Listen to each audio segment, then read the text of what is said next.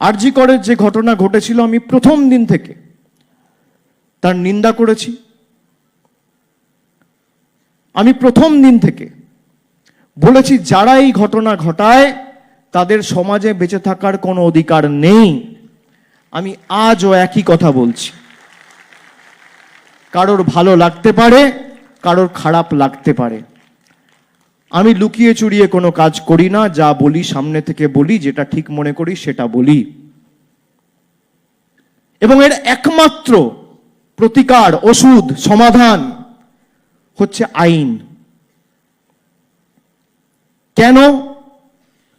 তার কারণ আইন না হলে সারা ভারতবর্ষ, বাংলা তো ছেড়ে দিন, বাংলায় তো মানুষ প্রতিবাদ করছিল, প্রতিরোধ করছিল, রাস্তায় বিক্ষোভ মিছিল সমস্ত তো 2 মাস 3 মাস হয়েছে।